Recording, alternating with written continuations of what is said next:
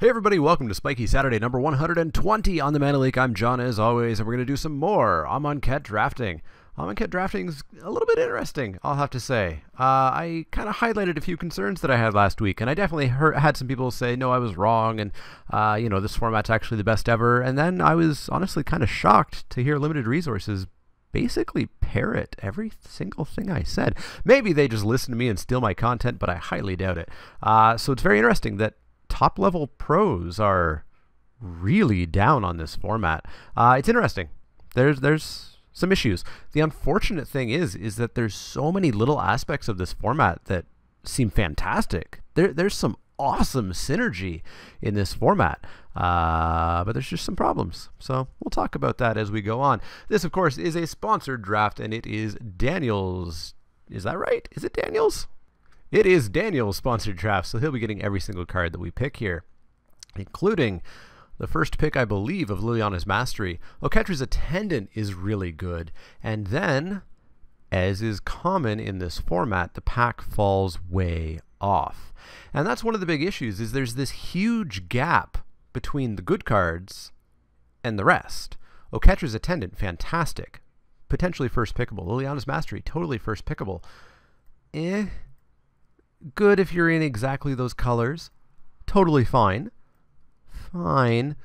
Blech, blech. Alright. Totally filler. Fine. Totally filler. A little bit below filler. Fine. Basic land. Yeah, the packs fall off really hard. The quality falls off really hard. And the rares. Boy, the rares. There's a number of them that are very problematic. About 6 or 7. Which doesn't sound like much. But if you look at the stats, it means that every single draft pod on average is going to have about 2 of these game-warping, game-ending rare cards. There really should have been many of them at Mythic. Yeah, I hope I can come around on it. I don't know that I can. The upside is that it's still infinitely better than Aether Revolt, and it would not fall into one of the worst sets of all time for me from what I've seen so far. It's not great. It's probably not even good, but it's nowhere near my my worst of list, so that's good. We've got a Magma Spray here. Angler Drake is good, but I just feel this format's too fast. The first Angler Drake is fine, but they really fall off with multiples because of that 6 mana cost. Definitely inclined to just take the Magma Spray here. Of course, I'd strongly prefer to be black-white zombies, but the other problem I've seen with packs is color balance. There was a rare in this pack, which is on its own print run, so it doesn't really matter what color it was. There's 1 white card in this pack. 1 white card. If I took that white card, person to my right would say, whoa, white is being cut really hard. I shouldn't be in white. But no, the packs just didn't have white. They're weird packs. I hope this doesn't continue. I don't know what's going on with it. Usually every setup until now has had decent color balance, except Aether Revolt, and that was because of artifacts. So I really don't know what's happening here. Unwavering Initiate's very nice. I probably like it ever so slightly more than Sparring Mummy. I think Sparring Mummy is good though. Sparring Mummy puts us more into the zombie deck. Boy, I wish I had that Okhetra's Attendant that was in the pack with this, but I don't know that we're going to get that. But yeah, beyond that, we're not taking an Unburden or a Gate or a Cascading or a Bloodlust or a Cradle or a Khopesh or a Scribe. We've got a Horror or a 2-mana draw card spell. Yeah, let's just take the Sparring Mummy here. Follow that up with Gustwalker. Gustwalker is definitely nice. Ruthless Sniper's fine, but we're not really headed towards a cycling deck yet. Whereas Gustwalker will certainly play. There's also a Cartouche of Ambition, which is fine. I think it's my 3rd in the power ranking, but it definitely fights with the blue one for 2nd or 3rd. Naga Vitalist is nice. I think we just want the Gustwalker, though. Yeah, let's take the Gustwalker. Even Mind Sensor. Probably just the pick, because unplayable, really don't want to play it. Unplayable, really don't want to play it. Fine, but expensive and not at all what our deck's doing. I don't really care for Heckma. Kind of what we're doing if we actually go off with it, but who knows if that will happen this draft. Fine, actually bordering on good. and fine. But yeah, let's just take Even Mind Sensor. 2-1 Flash Flyer, and flying is at a premium in this format, so in you go. Sparring Mummy number 2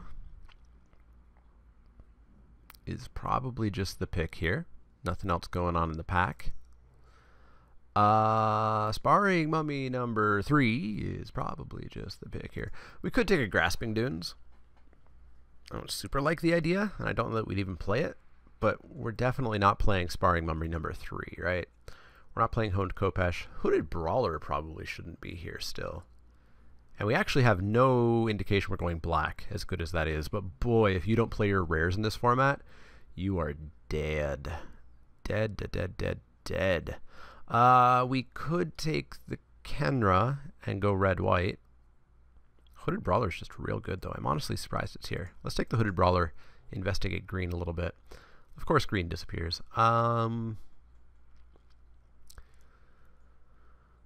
Okay. Okay.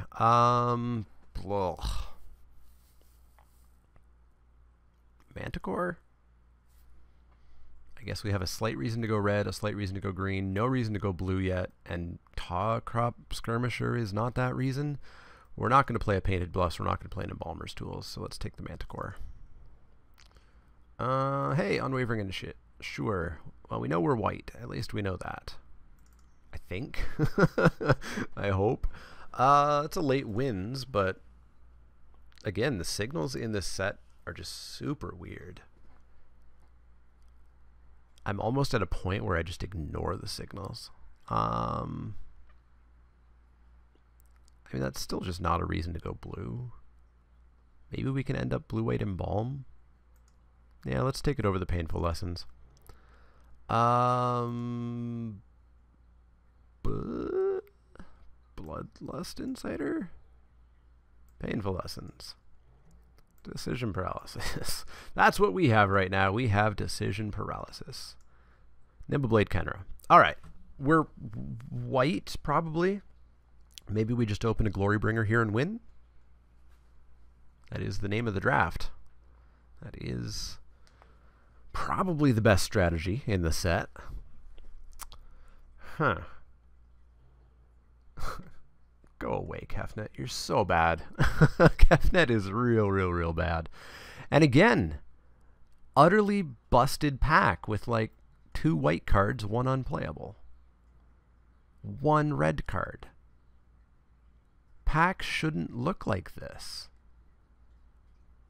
It makes the drafting feel like just utterly random. You know, the drafting is almost sealed level now with the way this pack balance is working. We've got a final reward, though, which is totally first pickable, and we can just really heavily push our way into black and, you know, claim our spot. All of this blue garbage can go to other people. I mean, Aven Initiate's decent. Cryptic Serpent can be okay, but we're not headed towards that deck. I'll just take the straight up, instant speed, unconditional removal. Maybe we get Soul Stinger back around. Maybe we get our 5th. Or I guess we didn't take the 4th. Or the 3rd. Yeah, final reward. Get in the deck. And then we have another of these red-white packs. Red, red, red, white, white, red, white, red. Maybe it's just happened so much with red-white, but it seems to be the 2 colors that really crop up in packs and make you feel like you're in the wrong colors. I think we'll just take Cartouche. Just again, continue shoving our way forcefully into black. Yeah, I'm totally happy with the Cartouche here. Better than a Seraph. Better than a Cartouche of Solidarity. In you go. Impeccable Timing or nothing is the pick here. We could always take an Evolving Wilds. It's not the best pick, but it would help us splash the Magma Spray, I guess. I think we'll just take the Impeccable Timing, though. Pick our colors, get into them. We got a Zombie. I like it a little bit more than the Grim Strider, I think. Wouldn't mind a Wandering Death as much as I don't like that effect, but the cycling does make it better for sure.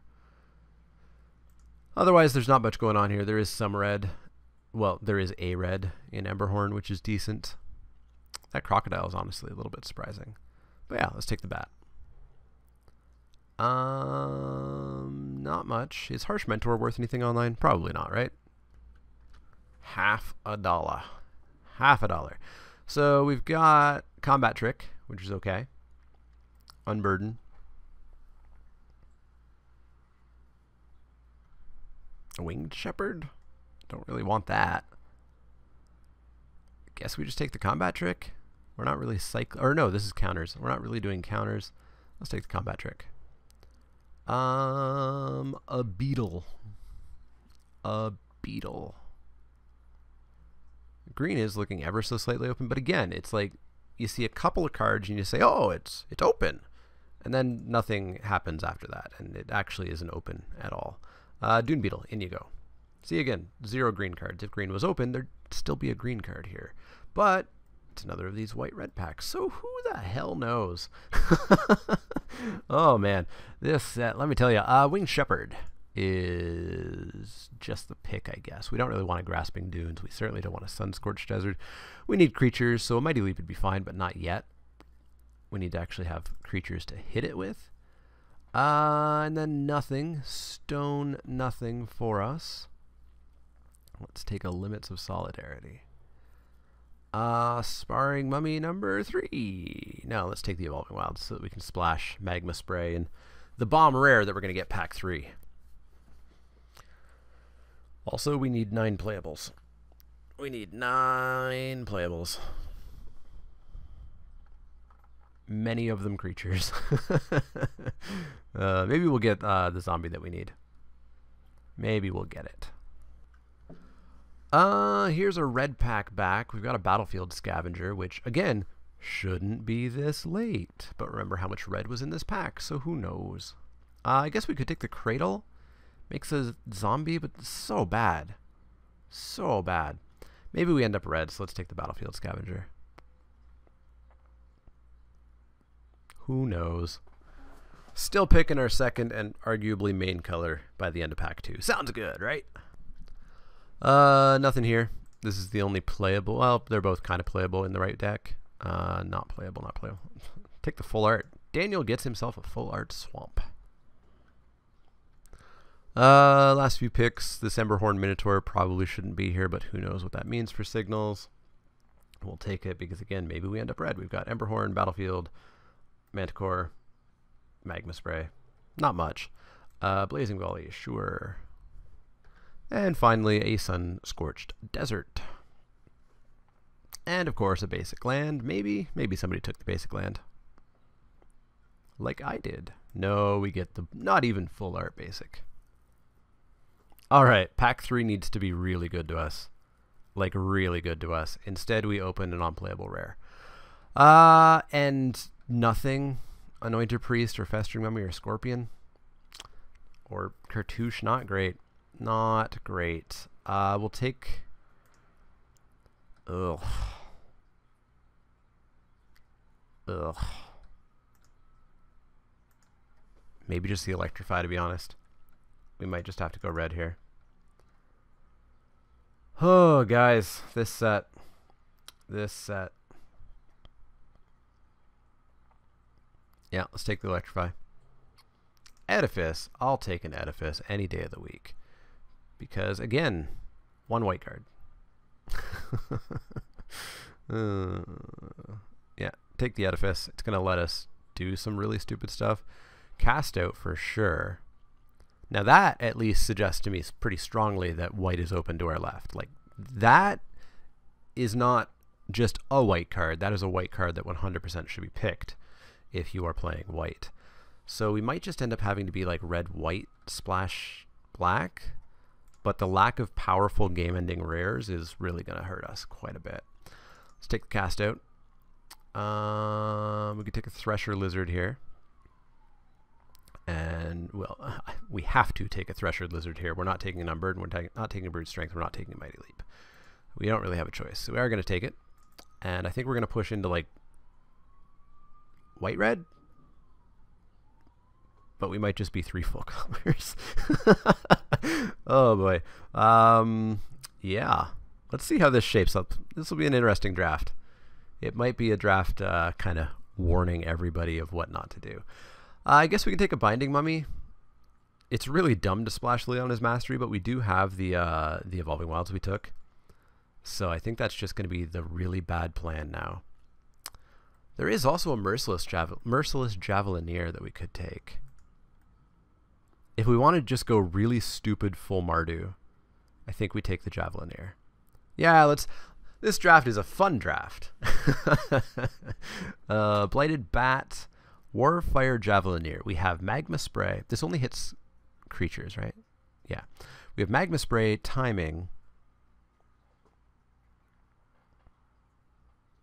Electrify Final, and Destined. Probably just not worth it. I think we might just want the Blighted Bat instead. It's a creature that will hit in, guaranteed. And it flies, which is decent. So yeah, let's pop that in. Throne of the God Pharaoh is real bad. Real bad. We could play a Tormenting Voice. It'll help us dig for lands. It will help turn on Thresher Lizard, I guess. Javelineer is a preferred way to do that. Alright, Throne's bad, Monument's bad, Blazing Volley's bad, Floodwaters is not us, Hieroglyphic Illumination is not us, Inoketra's Name is not really us. We have a Manticore that we're not playing yet. So yeah, let's take the Tormenting Voice. Binding Mummy, in you go. Anointer Priest. 1, 2 tokens? 2 tokens? 3 tokens. 3 tokens. 3 tokens. 15 creatures. It's either that or the Cartouche. I guess Nest of Scarabs we could try to go off with. It's not great because we have Javelineer, but that's really the only counters. Yeah.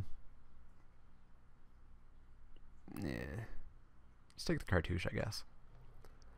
Not much here. Let's take the Unburden. Let's take the Nefcrop Entangler.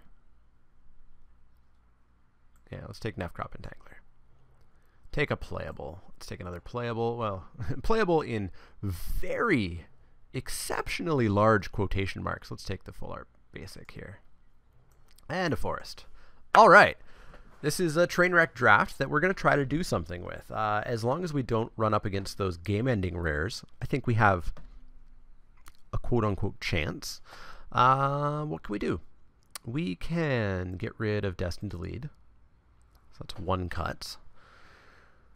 16 creatures, 3 cuts. So at most, we probably only want to cut a single creature. I like the Dune Beetle because it holds off time for us to draw the colors we need, the etc. stuff that we need. Binding Mummy triggers off of Initiate coming back, Bat, Sparring, Liliana's Mastery. 6 things. Gustwalker I like, Battlefield Scavenger. How many Exert do we have? Just 2. Emberhorn and Battlefield. It's a 2-drop though, so we can still be aggressive with it. That we can be aggressive with. Emberhorn Minotaur. Perhaps one of the Sparring Mummies could go. As much as I don't terribly want to cut zombies. Lowers our curve though. So let's cut a Sparring Mummy. And then I think one of the Cartouches have to go. Black one, white one. Let's cut the white one. And then we need one more cut here. It's probably just the Tormenting Voice. I like the digging of it, but we need the Impeccable Timing for removal. We need the Sparring, or the Cast Out for removal, the Electrify for removal, the Edifice of Authority for being one of our Bomby Uncommons, our only Bomby Uncommon. We need Final Reward for removal. We need Liliana's Mastery. So yeah, Tormenting Voice. See ya. And there's our deck. We're going to play the Evolving Wilds, obviously. And then we're going to play the good old 655. The good old 655. We are going to have to say a little prayer to the land gods who have forsaken us for the better part of a year on Magic Online, and hope that they're on our side today. I'll see you guys for round 1. Hopefully we can do something with this draft. But who knows? I'll see you guys for round 1.